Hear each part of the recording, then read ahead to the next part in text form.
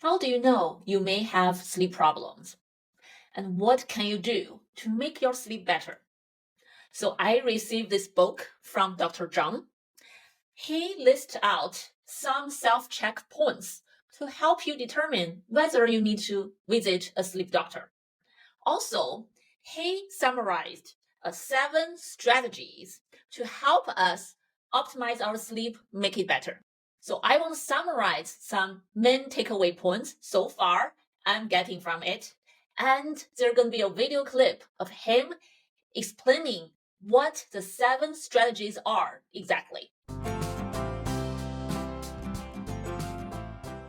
So first, he gave out some indicators that our sleep may have some problems and we may need to pay attention to it, or we even need to visit a sleep doctor and check it out. Some major indicators here are daytime sleepiness, fatigue, low libido, low energy level. We talked about that before in my show. If you sleep a lot at night, but you still feel tired during the day, and you experience this continuously, there may be something wrong, and excessive daytime sleepiness actually could be one symptom of sleep apnea, which is another indicator he mentioned in his book, snoring or pausing your breath at night when you sleep. So remember, those are not normal. Some other indicators are poor concentration, poor memory problems, and some mood swings, or even increased appetite and craving for sugar, for fats. When you are sleep deprived, you don't allow yourself to sleep enough for whatever reason,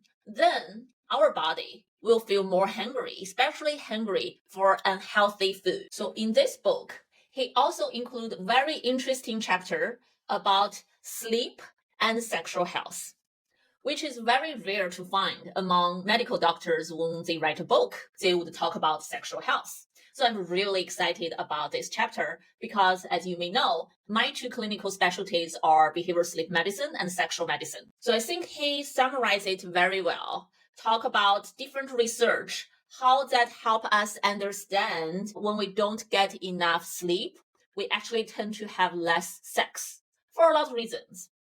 On one hand, we are too tired to have sex. On the other hand, when we don't sleep enough, we tend to have low sexual desire and we are at higher risk of having sexual dysfunction. Poor sleep, not only we don't sleep enough, it's also if we have some kind of sleep disorders like sleep apnea. So for men in the medical field, we know that ED is highly related with sleep breathing disorders like sleep apnea. Because if you cannot breathe well during sleep, your oxygen level is always low, then it impacts our neural system and the blood flow to the genital areas.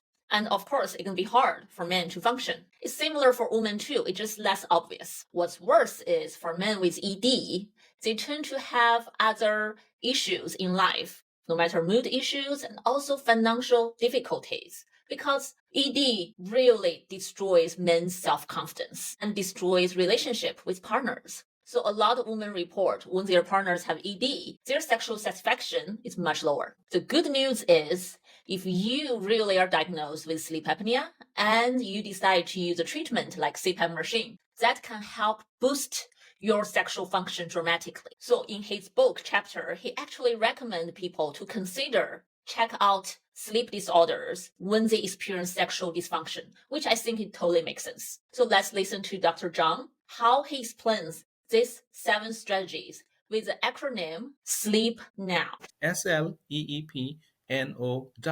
So I simplified the 7 strategies like that. So S is the schedule. So for a plan to succeed, we have to have a schedule. So I tell people to sleep between 10 p.m. and 6 a.m. That's our designated time. So this is where information gets misconstrued. We get the wrong information. See, somebody is trying to go to bed at 10 and they cannot sleep till 11:30 or midnight. Guess what they will do? They learn from, hey, try harder. So they go to bed at 9. Now you're struggling from 9 to 12, 3 hours. So I tell people to go to sleep closer to the time they fell asleep. This is called sleep restriction. It works. So before that, you have to journal your sleep. I have that journal information, available to everyone in my website and my book. So you have to have a pattern, and you're able to recognize that right in front of your eyes what time I'm sleeping. So then you have the schedule. So once you fall asleep at 11:30 consistent, but the key is you have to wake up at 6. So most people, they hit the snooze. When you're going through this, it's hard. Some people don't even sleep much, like 2 hours when they're going through this program. But if you do this for 3 or 4 weeks, you have great success. 3 or 4 weeks or 6 weeks in a span of 20 years you're suffering, it's not a big deal. So wake up at 6 a.m. and I'm trying to create a sleep debt so that you'll have consolidated sleep at night. And also do not take naps when you're in this. So this is called sleep restriction.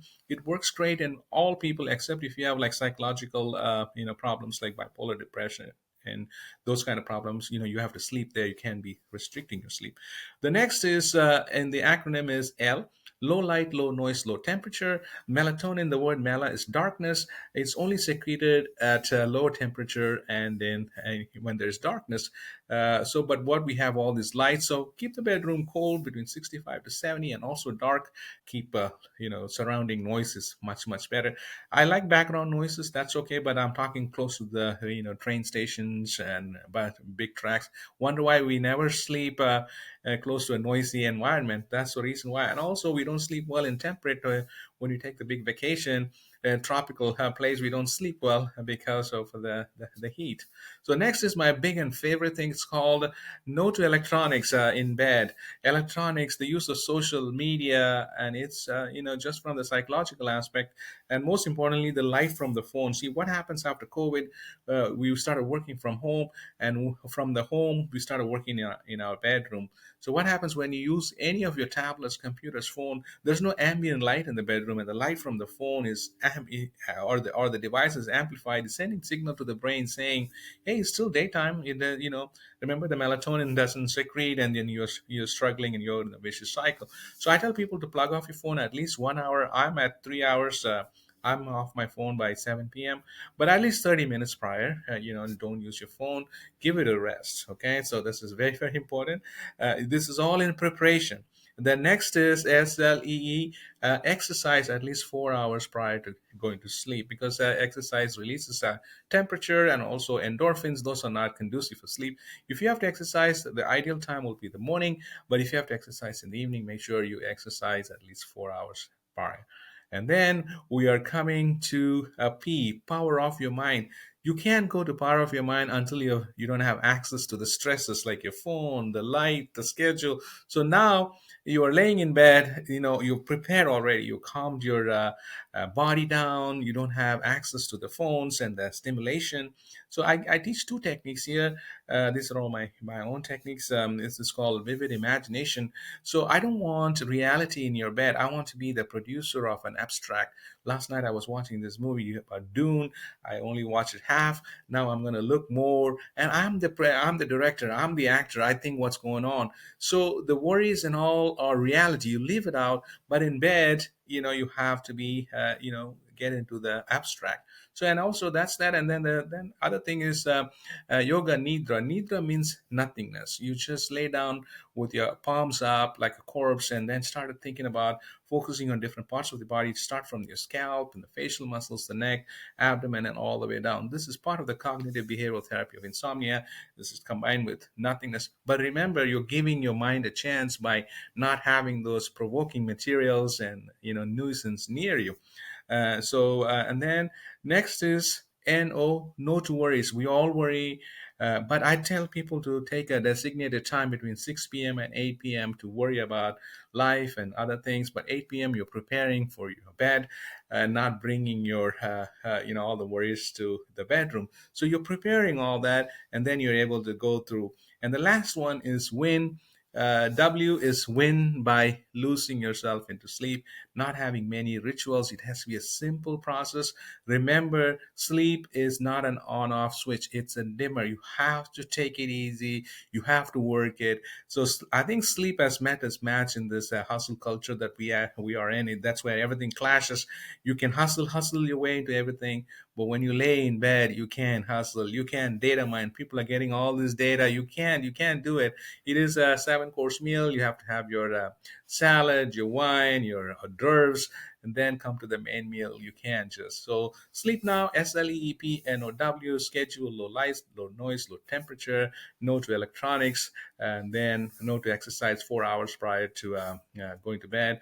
P is to power off your mind, no to worries, and win by losing. So, what do you think about these 7 strategies? And what do you think about the relationship between sleep and sexual health? Leave me a message down below. Let me know. I'm Dr. Yishan. Thank you for watching. And if you want to learn more about sleep knowledge, you can consider subscribe our email newsletter here. If you like this video, please consider a thumb up. That can help the algorithm to put this video in front of more audience. Thank you so much, and I will see you next time. Bye.